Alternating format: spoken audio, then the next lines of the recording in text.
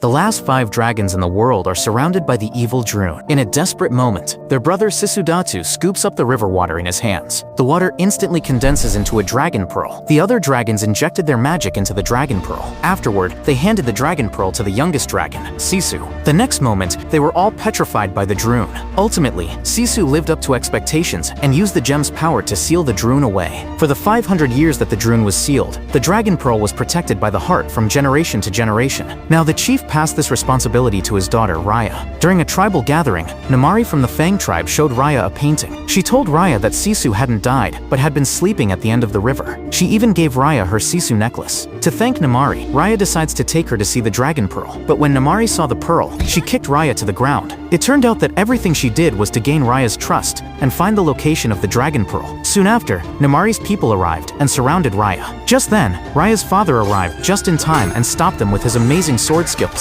You will not set foot on the Dragon Gem's inner circle. Before long, other tribes arrive, all wanting to take the dragon pearl to make their own tribe stronger. As Raya's father urges everyone to stop fighting, suddenly, an arrow from the crowd strikes him in the leg. The tribe's people took the opportunity to rush and grab the dragon pearl, but in the chaos, they accidentally shattered it. This causes the Droon, who had been sealed for 500 years, to return to the world. Raya's father picks up a shard in an attempt to suppress the Droon. Seeing the shards still hold magic, the greedy tribe's people immediately rush forward to take them all, then fled without looking back. As the Droon close in on them, Raya's father knows he won't escape. He gave Raya the shard in his hand and pushes her into the river. I love you, my tutor. No! In the end, Raya had no choice but to watch her father be petrified. 6 years later, Raya and her pet tuk-tuk have grown up. Over these years, in order to save her father and the tribe, she had searched every river branch for the whereabouts of Sisu. Now, they had arrived at the end of the last river. Here, they only found an abandoned boat and a nearly dry river. Nevertheless, Raya decided to give it a try. As she prayed with Sisu's necklace, the river water turned into droplets that magically floated into the air and then gathered together. Hello? Oh, I'm sorry, I didn't see you there. Not too bad, just a little dusty. Let me get that for you. When Sisu picked up the shard, she unexpectedly inherited her younger sister Amba's magic. Now, they just need to take the fragments back from the other 4 chiefs to awaken the power of the dragon and seal the Droon once more. They first arrived at Tail, but the greedy chief had already died in a trap he set to protect the shard. After Sisu got the shard, she instantly gained her sister Prani's magic and became human. I just shape changed into people! Just then, Namari arrives with her people. Raya doesn't want to waste time on her, so she triggered a trap and successfully trapped them. Then, they hop onto Tuk-Tuk and quickly flee. Seeing Namari hot on their heels, Tuk-Tuk jumps into the river, finally shaking off their pursuers. That night, they arrive at Talon, where one of the Dragon Pearl shards was in the hands of Chief Dang Hai. Raya then saw a lost little girl. She picks the girl up to comfort her, only to fall into the girl's trap. What? Undies? Drop them!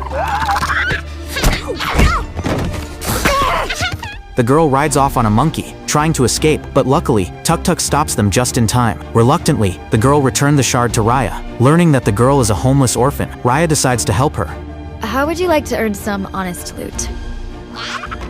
Later, Raya sneaks into Chief Dang Hai's house, only to learn from the butler that Dang Hai has long since passed away. The shard had been taken by the wicked new chief. At this point, Sisu doesn't realize she has fallen into the chief's trap. Chief tricks Sisu into getting in front of Droon and threatens her to hand over the remaining shards. In a desperate moment, Raya arrives just in time and successfully takes the shard from the chief. After Sisu got the shard, she gained her brother Jagan's magic. Then she released smoke and successfully escaped. Soon they arrive at Spine. When Sisu is about to open the tribal gates, she unexpectedly falls into a trap set by the chief. They are tied up in a room. Just then the chief enters. Upon learning that they have come to steal the shard, he decided to kill them. In a desperate moment, the girl and her monkeys arrive just in time and ties up the chief. Little one.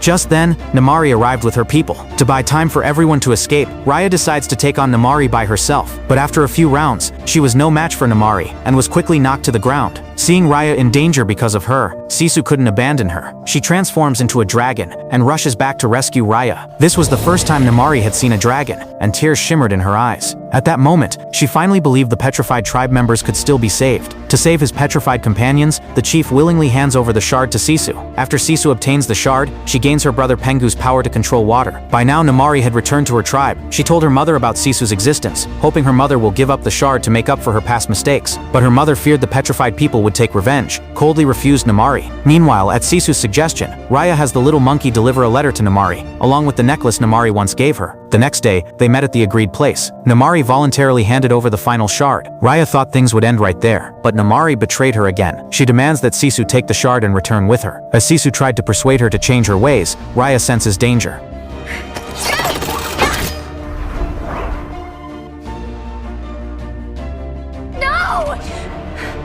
As the last dragon dies, the river begins to dry up rapidly. Without the river's protection, the Druun launches an attack on the tribes. At that moment, Raya, holding the Dragon Pearl shard, came to seek revenge on Namari. By this time, Namari's mother had been petrified. They swung their weapons and fought fiercely, even though Namari had beaten Raya countless times before. But this time, Namari loses to Raya.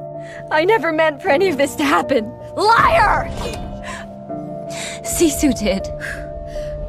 But you didn't trust her. But you're as much to blame for Sisu's death as I am. Namari's words bring Raya back to her senses. They temporarily put aside their grievances and start working together to help their people escape. Suddenly, the ground begins to collapse, and they all fall into a deep pit. The Druun quickly surrounds them. They fight back with the shards. Now only by combining the shards could they defeat the Druun. Raya suggested that everyone hand the shards to Namari. However, no one trusts her. So Raya was the first to give her shard to Namari. Seeing that Raya was willing to trust Namari even if it meant being petrified, everyone else also handed their shards to her, one by one. Then they were all petrified by the Druun. Finally, Namari assembles the shards into a dragon pearl. When she was petrified, the dragon pearl burst into a brilliant light, instantly destroying the Druun. The light kept spreading out in all directions, and in an instant, all the petrified tribespeople were revived, including the dragons who had been guarding humanity.